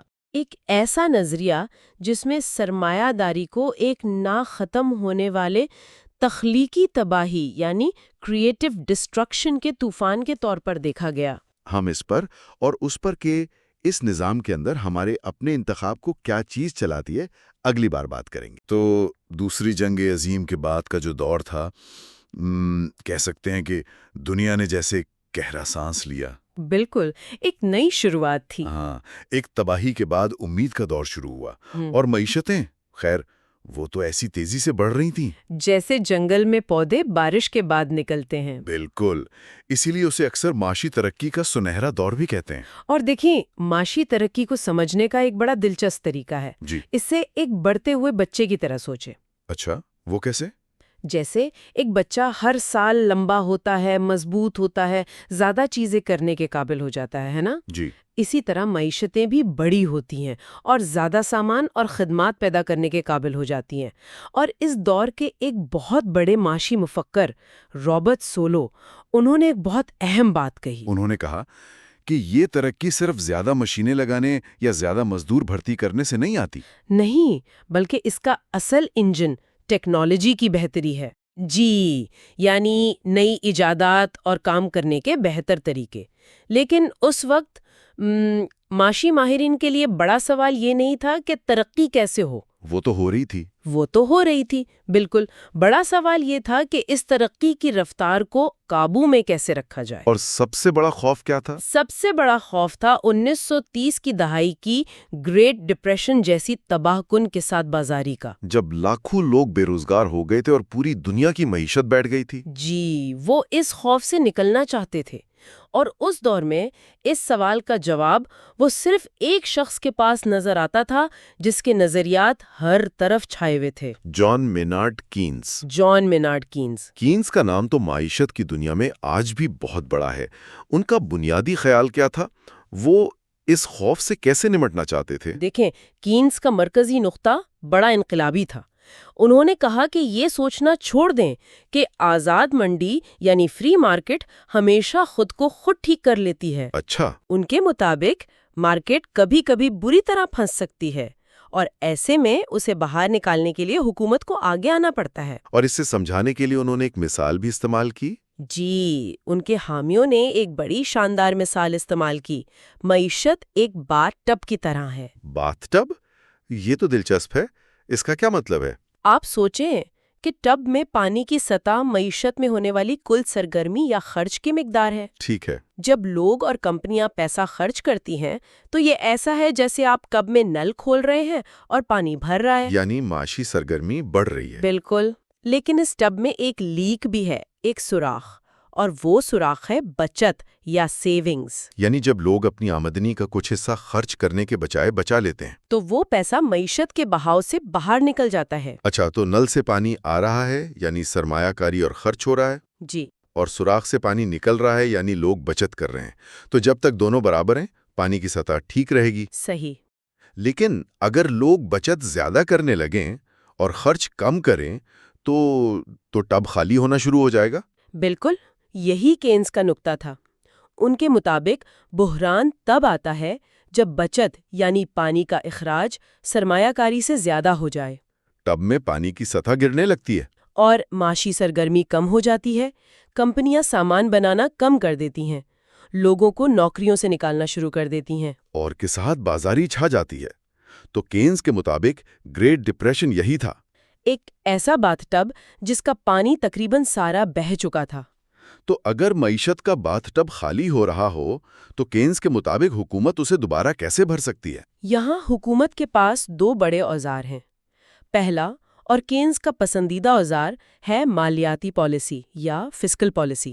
اس کا کیا مطلب ہے؟ اس کا سیدھا مطلب ہے کہ حکومت خود نل بن جائے۔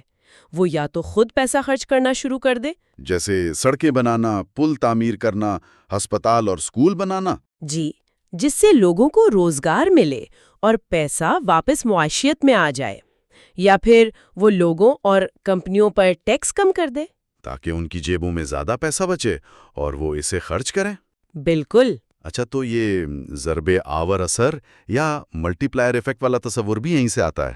جی بالکل، یہ کینز کے نظریے کا ایک بہت اہم حصہ ہے۔ کہ حکومت کا خرچ کیا گیا 1 روپیہ معیشت میں صرف 1 روپے کا کام نہیں کرتا۔ نہیں کرتا۔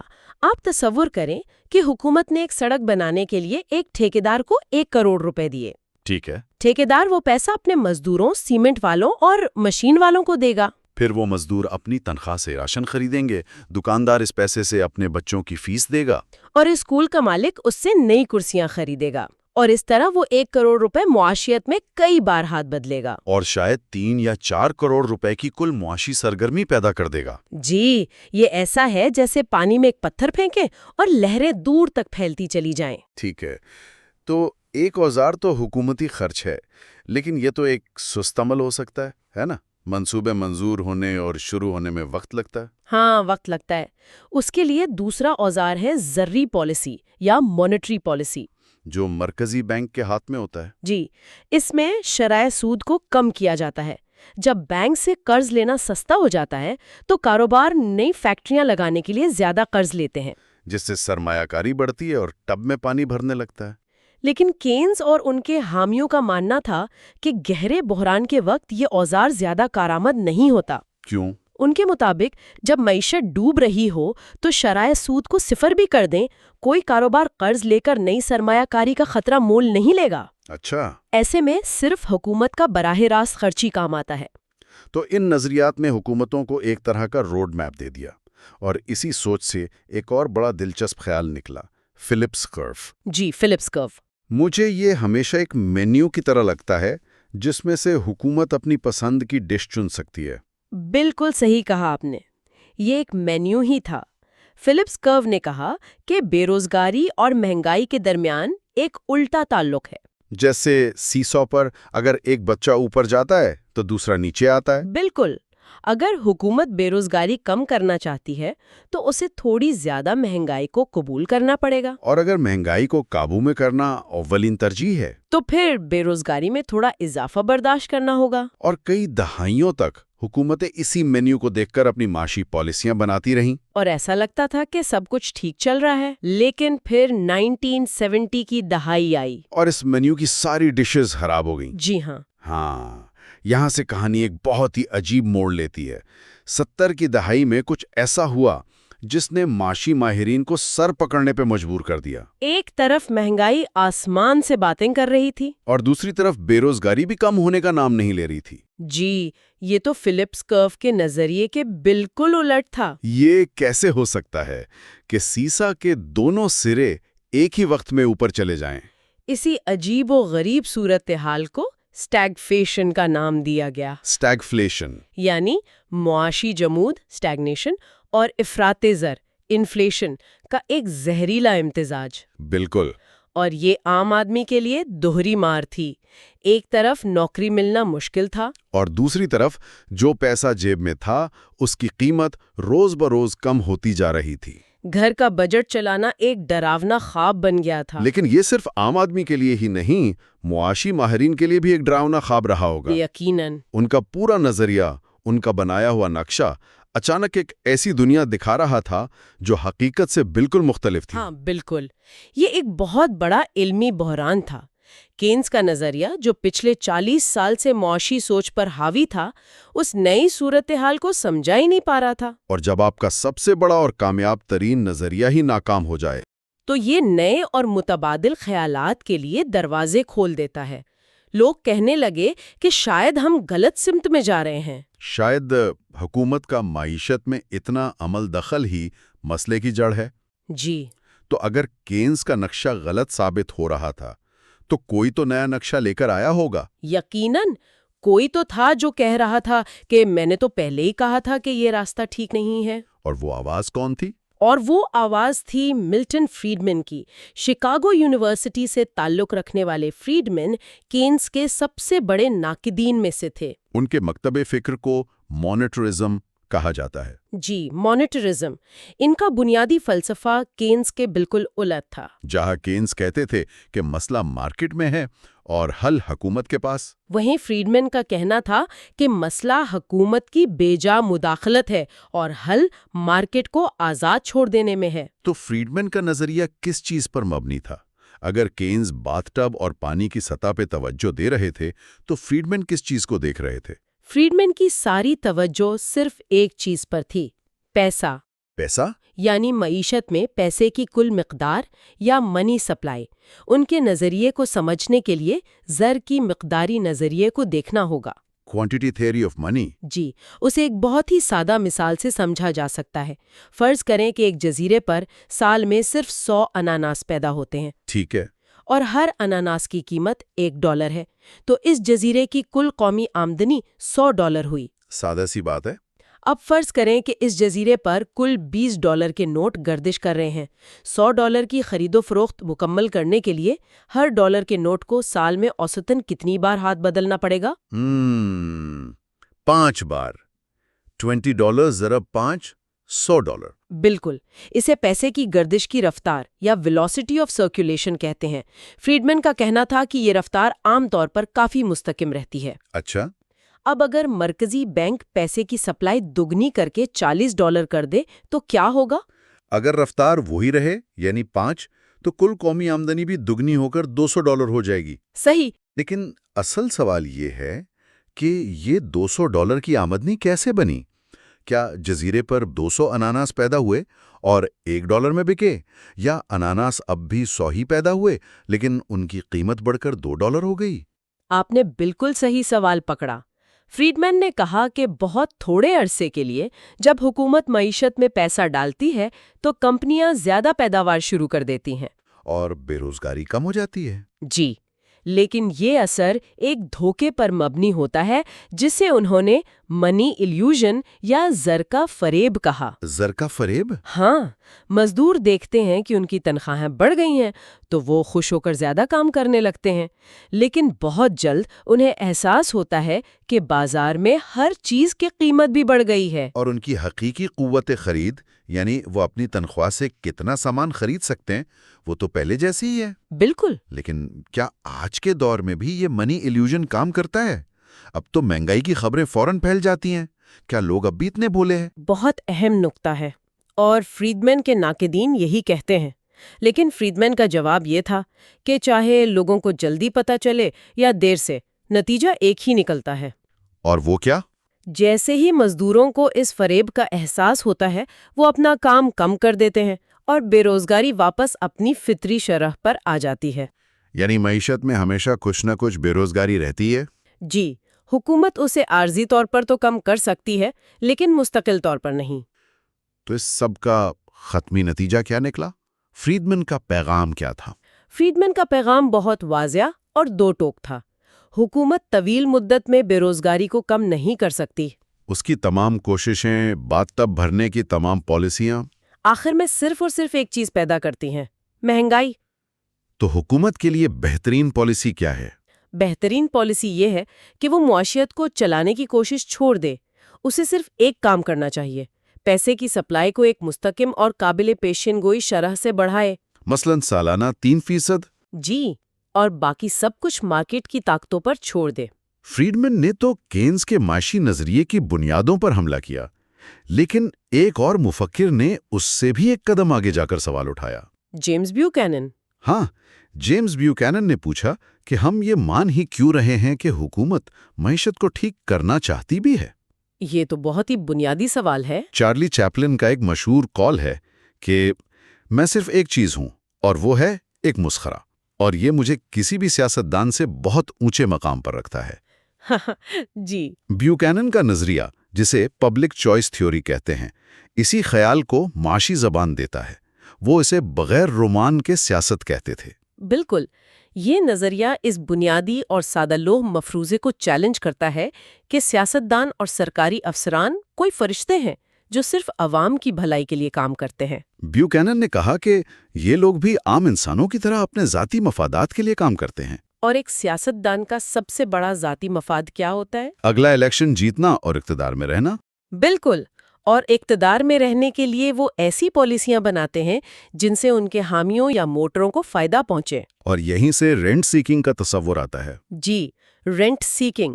رینٹ کا مطلب یہاں کرایہ نہیں، بلکہ کسی حکومتی پالیسی کی وجہ سے حاصل ہونے والا اضافی منافع ہے۔ اس کی کوئی مثال؟ مثال کے طور پر اگر حکومت باہر سے آنے والی گاڑیوں پر بہت زیادہ ٹیکس لگا دے تو مقامی کار بنانے والی کمپنیوں کا مقابلہ ختم ہو جائے گا۔ اور وہ اپنی گاڑیاں مہنگی بیچ کر بہت زیادہ منافع کمائیں گی۔ یہ اضافی منافع رینٹ ہے۔ جی، اور رینٹ سیکنگ کا مطلب یہ ہوا کہ وہ مقامی کار کمپنی اب بہتر اور سستی گاڑیاں بنانے پر پیسہ خرچ کرنے کے بجائے سیاستدانوں کو خوش کرنے اور یہ ٹیکس برقرار رکھنے پر اپنے وسائل خرچ کرے گی۔ یعنی وہ پیداوار سے نہیں بلکہ حکومتی پالیسی سے منافع کمانے کی کوشش کرے گی۔ بالکل، اور یہ معیشت کے لیے زہر ہے۔ اب اس نظریے کو کینز کی پالیسیوں سے جوڑیں۔ اچھا، بیوکینن نے کہا کہ کینز کا نسخہ 2 حصوں پر مشتمل تھا: برے وقت میں حکومتی خرچ بڑھاؤ اور اچھے وقت میں خرچ کم کرو یا ٹیکس بڑھاؤ تاکہ بجٹ متوازن رہے۔ سیاستدان پہلے حصے کو تو بڑی خوشی سے اپنائیں گے۔ سڑکیں بنوانا، نوکریاں دینا، پیسہ خرچ کرنا، یہ سب عوام میں بہت مقبول ہوتا ہے۔ اس سے ووٹ ملتے ہیں۔ جی، لیکن وہ دوسرا حصہ، اچھے وقتوں میں اخراجات کم کرنے یا ٹیکس بڑھانے جیسے غیر مقبول فیصلے کبھی نہیں کریں گے۔ کیونکہ اس سے ان کے الیکشن ہارنے کا خطرہ ہے، بالکل، جس کا نتیجہ یہ نکلے گا کہ حکومتی خسارہ اور قرض ہمیشہ بڑھتا ہی رہے گا۔ جی ہاں، تو بیوکینن کا اصل نقطہ یہ تھا کہ کینز نے حکومت کو ایک بہترین ڈاکٹر سمجھا جو معیشت کا علاج کر سکتا ہے۔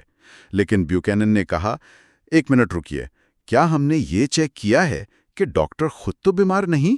کیا خوب کہا! یعنی سیاستدانوں کے اپنے ذاتی اور سیاسی مفادات ہی معاشی پالیسی کو صحیح سمت میں جانے سے روک دیتے ہیں۔ تو پبلک چوائس تھیوری اس بنیادی خیال پر ہی سوال اٹھا دیتی ہے کہ کیا حکومت معیشت کی ایک قابل اعتماد منتظم ہو بھی سکتی ہے یا نہیں؟ جی، یہ نظریہ کہتا ہے کہ مسئلہ صرف غلط معاشی نظریات کا نہیں بلکہ خود سیاسی نظام کی ساخت کا ہے۔ تو آج کی گفتگو کا اگر جائزہ لیں تو ہم نے ایک بہت بڑا فکری سفر طے کیا ہے۔ بالکل، ہم نے دوسری جنگ عظیم کے بعد کی ایک پرامید دنیا سے آغاز کیا، جہاں کینز کے نظریات کے تحت ایسا لگتا تھا کہ حکومتیں معاشی انجینئر بن گئی ہیں، جو معیشت کی مشین کو اپنی مرضی سے چلا سکتی ہیں اسے بحرانوں سے بچا سکتی ہیں اور ترقی کی راہ پر گامزن رکھ سکتی ہیں۔ اور پھر 1970 کی دہائی کا سٹیگ فلیشن کا بحران آیا جس نے اس پورے پراعتماد سوچ کو ہلا کر رکھ دیا۔ اور اس بحران کی راکھ سے ملٹن فریڈمین اور جیمز بیوکینن جیسے مفکرین سامنے آئے، جنہوں نے ایک بالکل مختلف تصویر پیش کی۔ انہوں نے کہا کہ مسئلہ حکومت کی کم مداخلت نہیں بلکہ بہت زیادہ مداخلت ہے۔ ان کے نزدیک بہترین حل یہ تھا کہ حکومت پیچھے ہٹ جائے، اپنے ہاتھ باندھ لے اور آزاد منڈیوں کو اپنا کام کرنے دے۔ جی، یہ گفتگو ایک بہت ہی اہم سوال پر آ کر ختم ہوتی ہے۔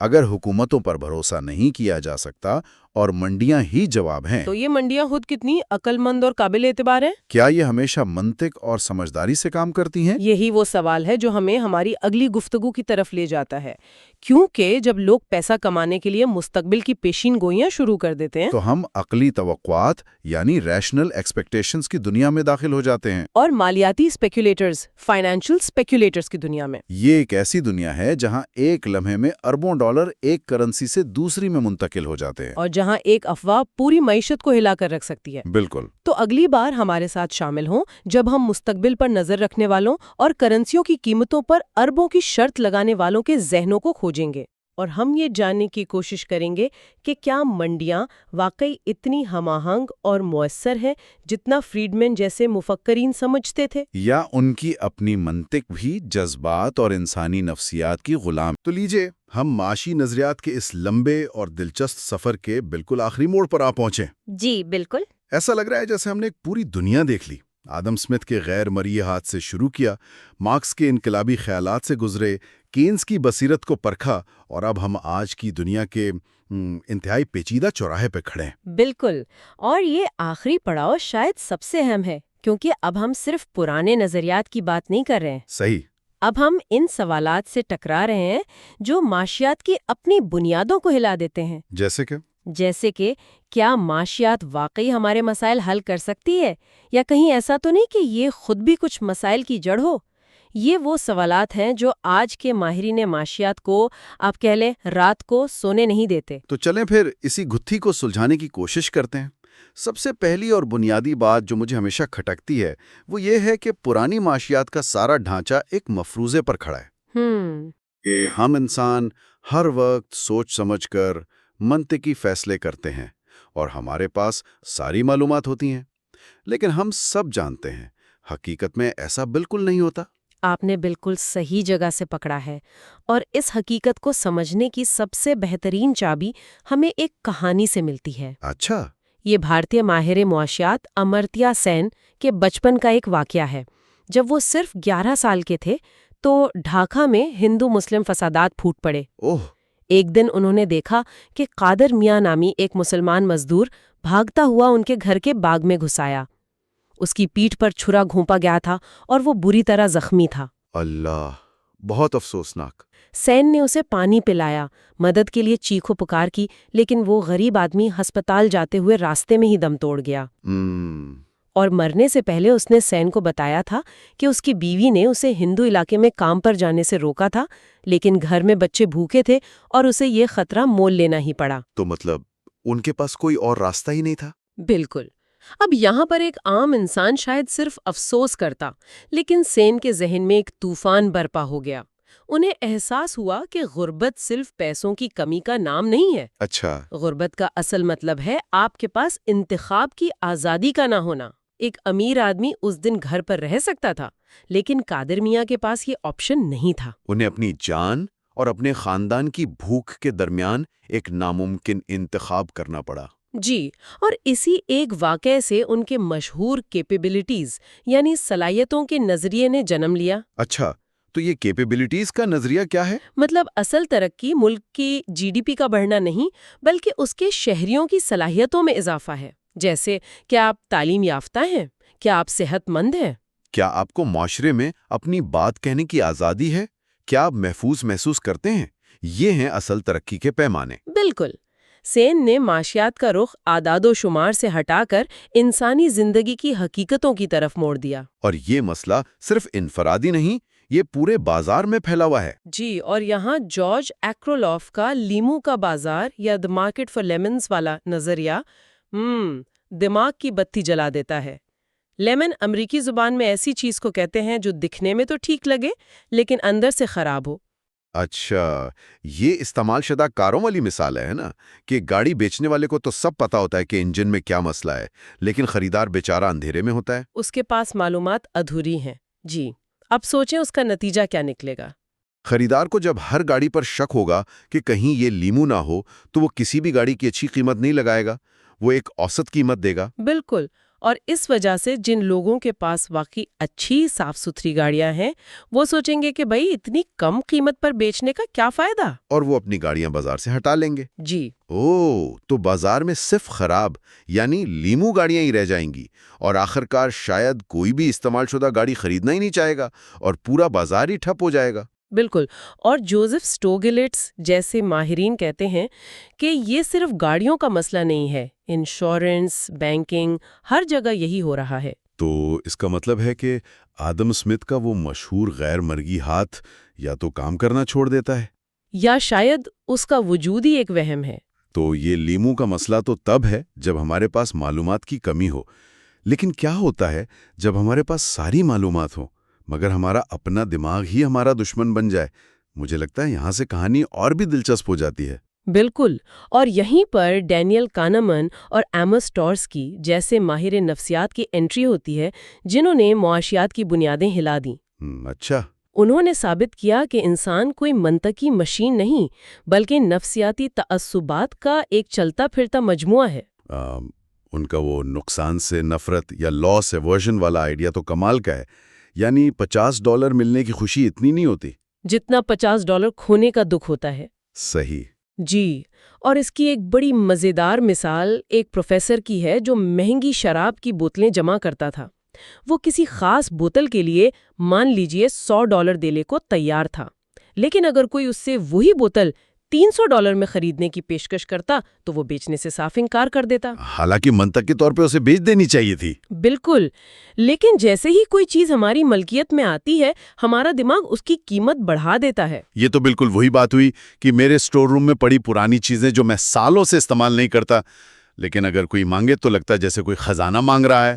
بالکل، وہ آپ کے لیے لاس اوورژن کا خزانہ ہے، اور اس سے بھی زیادہ خطرناک چیز ہے فریمنگ کا اثر۔ یعنی ایک ہی حقیقت کو پیش کرنے کا انداز بدلنے سے ہمارا فیصلہ کیسے بدل جاتا ہے؟ جی، وہ بیماری والی مثال ہے نا؟ ہاں، کہ ایک گاؤں میں 600 لوگ ایک بیماری سے مرنے والے ہیں۔ اگر آپشن اے یہ ہے کہ اس پروگرام سے 200 لوگ بچائے جائیں گے تو زیادہ تر لوگ اسے چنتے ہیں۔ کہ اس پروگرام کی وجہ سے 400 لوگ مر جائیں گے تو بہت کم لوگ اسے چنتے ہیں، حالانکہ ریاضی کے حساب سے دونوں باتوں کا مطلب بالکل ایک ہی ہے۔ یہ دکھاتا ہے کہ ہم اعداد و شمار پر نہیں، کہانی پر رد عمل دیتے ہیں۔ جی، یہ تو خوفناک بات ہے۔ اس کا مطلب ہے کہ سیاستدان، کمپنیاں، میڈیا سب ہمیں صرف الفاظ کے ہیر پھیر سے مینیپولیٹ کر سکتے ہیں۔ کر سکتے ہیں۔ یہ سب جان کر تو لگتا ہے کہ مسئلہ صرف چند لوگوں کے غلط فیصلوں کا نہیں، بلکہ بعض اوقات پورا نظام ہی پٹری سے اتر جاتا ہے، جیسے 2008 کا عالمی مالیاتی بحران۔ وہ کسی ایک شخص کی غلطی تو نہیں تھی۔ نہیں، وہ پورے نظام کی ناکامی تھی، اور اسے سمجھنے کے لیے ہمیں ہائمن منسکی کے کام کو دیکھنا ہوگا، جو اپنے وقت میں ایک گمنام ماہر معاشیات تھے، لیکن 2008 کے بعد اچانک ہیرو بن گئے۔ اچھا؟ منسکی کا بنیادی نقطہ یہ تھا کہ سرمایہ داری اپنی فطرت میں ہی غیر مستحکم ہے۔ ان کا خیال تھا کہ استحکام ہی عدم استحکام کو جنم دیتا ہے۔ یہ تو بڑی دلچسپ بات ہے۔ استحکام سے عدم استحکام کیسے پیدا ہو سکتا ہے؟ منسکی کہتے ہیں کہ یہ 3 مراحل میں ہوتا ہے۔ پہلا مرحلہ ہے محتاط سرمایہ داری کا۔ ایک بحران کے بعد بینک اور قرض لینے والے بہت ڈرے ہوئے ہوتے ہیں اور بہت پھونک پھونک کر قدم رکھتے ہیں۔ وہ صرف ان کو قرض دیتے ہیں جو یقینی طور پر واپس کر سکتے ہیں۔ ٹھیک ہے، یہ تو سمجھ میں آتا ہے۔ لیکن جیسے جیسے معیشت بہتر ہوتی ہے، خوشحالی بڑھتی ہے، لوگوں کی یادداشت کمزور پڑ جاتی ہے۔ اچھا۔ پھر آتا ہے دوسرا مرحلہ، جرت مندانہ سرمایہ داری۔ اب بینک تھوڑا رسک لینے لگتے ہیں۔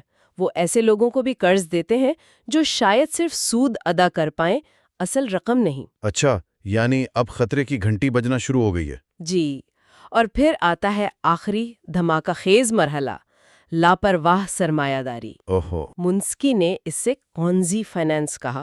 یہ وہ وقت ہے جب بینک ان لوگوں کو بھی قرض دینا شروع کر دیتے ہیں جو نہ سود ادا کر سکتے ہیں نہ اصل رقم۔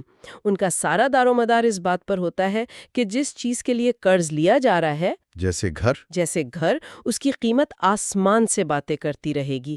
وہ پرانے قرض چکانے کے لیے نئے قرض لیتے ہیں، اور جب قیمتیں بڑھنا رک جاتی ہیں تو پورا تاش کا محل زمین بوس ہو جاتا ہے۔ اسی لمحے کو منسکی مومنٹ کہتے ہیں۔ منسکی مومنٹ۔ اور اس کے بعد وہ شدید معاشی بحران آتا ہے جو ہم نے 2008 میں دیکھا۔ منسکی کی نظر میں یہ کوئی حادثہ نہیں تھا، یہ اس نظام کا لازمی نتیجہ تھا۔ اور ان بحرانوں کا سب سے بڑا شکار غریب اور متوسط طبقہ ہوتا ہے، جس سے عدم مساوات اور بڑھ جاتی ہے۔ جی، یہاں مجھے فرانسیسی ماہر معاشیات تھامس پیکیٹی یاد آتے ہیں۔ ان کی بونوں اور دیووں کی پریڈ والی تشبیہ تو ذہن میں چپک کر رہ جاتی ہے۔ وہ ایک زبردست ذہنی تصویر ہے۔ وہ کہتے ہیں کہ فرض کریں کہ لوگوں کا قد ان کی آمدنی کے برابر ہے اور وہ 1 گھنٹے کی پریڈ میں آپ کے سامنے سے گزر رہے ہیں۔ ٹھیک ہے۔ تو آدھے گھنٹے سے زیادہ وقت تک آپ کو صرف بونے قد کے لوگ نظر آئیں گے جو بمشکل آپ کے گھٹنوں تک پہنچیں گے۔ پریڈ کے آخری چند منٹوں میں دیو قامت لوگ نظر آنا شروع ہوں گے، اور آخری سیکنڈز میں جو لوگ گزریں گے ان کے سر بادلوں میں ہوں گے۔ اس سے یہ واضح ہو جاتا ہے کہ دولت کی تقسیم کتنی غیر منصفانہ ہے۔ لیکن پیکیٹی نے صرف مسئلہ بیان نہیں کیا، اس کی وجہ بھی بتائی، اور وہ وجہ ایک بہت ہی سادہ فارمولے میں چھپی ہے، RG۔ سننے میں تو یہ بہت سادہ لگتا ہے، لیکن اس کا مطلب تہلکہ خیز ہے۔ R کا مطلب ہے سرمائے پر منافع کی شرح، یعنی سٹاکس، پراپرٹی، بزنس سے ہونے والی آمدنی۔ بالکل، اور G کا مطلب ہے معاشی ترقی کی شرح، یعنی عام طور پر تنخواہوں میں ہونے والا اضافہ۔ تو RG کا مطلب ہوا کہ سرمائے سے پیسہ کمانے کی رفتار محنت کر کے پیسہ کمانے کی رفتار سے زیادہ ہے۔ بالکل، اس کا مطلب یہ ہے کہ اگر آپ نوکری کر کے پیسے کماتے ہیں تو آپ ایک ٹریڈ مل پر بھاگ رہے ہیں، لیکن اگر آپ کا پیسہ آپ کے لیے پیسہ کما رہا ہے تو آپ ایک ایسکیلیٹر پر کھڑے ہیں جو خود اوپر جا رہا ہے۔ واہ، पिकेटी की सबसे बड़ी और मुतनाज़िया दरियाफ्त ये है कि तारीख में तकरीबन हमेशा ये एस्केलेटर इस ट्रेडमिल से ज़्यादा तेज़ चला है। और इसीलिए अमीर और गरीब के दरमियान फर्क कम होने के बजाय बढ़ता ही चला जाता है। जी, यही उनका बुनियादी नुक्ता है। ये सारी बातें सुनकर तो बड़ी मायूसी होती है। ऐसा लगता है कि मुआशियात सिर्फ मसाइल की तशखीस करती है, इलाज कोई नहीं बताती। क्या ये सच है या मुआशियात एक तामीरी आले के तौर पर भी काम कर सकती है? यकीनन कर सकती है। और अब मुआशियात का एक नया और बहुत ही दिलचस्प शोबा उभर रहा है जिसे मार्केट डिज़ाइन कहते हैं। Market design? यहाँ माहिरीन मुआशियात किसी इंजीनियर की तरह काम करते हैं। वो नज़रियात नहीं बनाते बल्कि हकीकी दुनिया के मसाइल हल करने के लिए निज़ाम डिज़ाइन करते हैं। अच्छा। इसकी सबसे शानदार मिसाल एलन रोथ का गुर्दे के तबादले का प्रोग्राम है। हाँ, ये वाकई एक हैरत अंगेज काम है। अमेरिका में हजारों मरीज गुर्दे के अतिये का इंतजार कर रहे थे और अक्सर उनके खानदान में कोई अतिया देने वाला होता भी था, लेकिन उनका ब्लड ग्रुप या टिश्यू मैच नहीं करता था। तो रोथ ने सोचा कि ये एक मार्केट का मसला है, लेकिन यहाँ पैसे का लेन देन नहीं हो सकता। सही। तो उन्होंने एक ऐसा कंप्यूटराइज्ड निज़ाम बनाया जो ऐसे जोड़ों को आपस में मिलवाता है। फर्ज करें कि मुझे गुर्दे की ज़रूरत है और मेरी बीवी देना चाहती है लेकिन मैच नहीं कर सकती, और आपको गुर्दे की ज़रूरत है और आपका भाई देना चाहता है लेकिन वो भी मैच नहीं कर सकता। अच्छा। तो रोथ का सिस्टम ये देखेगा कि क्या मेरी बीवी का गुर्दा आपके लिए मौजू है और क्या आपके भाई का गुर्दा मेरे लिए मौजू है। अगर ऐसा है तो वो इन दोनों खानदानों के दरमियान एक तबादला करवा देगा। इस तरह दो अजनबी एक दूसरे की जान बचा लेते हैं। बिल्कुल। ये सुनने में तो एक इनकलाबी आइडिया लगता है, लेकिन क्या इसमें कोई अखलाकी या अमली मसाइल नहीं आते? मतलब क्या इस सिस्टम को कोई अमीर शख्स अपने फायदे के लिए इस्तेमाल नहीं कर सकता? ये बहुत अहम सवाल है। रूथ के डिज़ाइन की खूबसूरती यही है कि इसमें पैसे का कोई किरदार ही नहीं है। ये खालिसतन ज़रूरत और तिब्बी मुताबकत पर मबनी है। अच्छा। इसने एक ऐसा बाजार बनाया जहां करेंसी पैसा नहीं बल्कि जिंदगी है। इस निज़ाम ने बगैर खरीद व फरोख्त के हजारों जानें बचाई हैं। तो ये सिर्फ जाने बचाने तक महदूद नहीं, ये पैसे बनाने में भी मदद करता है, लेकिन होशियारी से। जी, जैसे नीलामी का नज़रिया। पहले जब हुकूमतें मोबाइल फ़ोन के स्पेक्ट्रम लाइसेंस नीलाम करती थीं तो बड़ी कंपनियां आपस में खुफिया गठजोड़ करके बोली कम रखती थीं, जिससे हुकूमत को नुकसान होता था। जी, माहिर माशियात जैसे पॉल क्लेम्पेरर ने एक ऐसा पेचीदा मगर शानदार नीलामी का निज़ाम बनाया जहां कंपनियों के लिए ऐसी चालाकी करना तकरीबन नामुमकिन हो गया। और नतीजा क्या निकला? नतीजा ये निकला कि 2000 में बरतानिया ने उस नए डिज़ाइन के तहत जो नीलामी की उससे उन्हें 22.5 बिलियन पाउंड मिले। ये उनकी अपनी तवक्कुआत से 10 गुना ज़्यादा थे। 10 गुना? जी, ये माशियात बतौर इंजीनियरिंग की बेहतरीन मिसाल है जो सिर्फ थ्योरी नहीं बल्कि अमली हल पेश करती है। ठीक है, तो अब जब हम इस सारी बहस को समेट रहे हैं तो ये बात माननी पड़ेगी कि माशियात की साख्त को खासतौर पर 2008 के बहरान के बाद बहुत धचका लगा।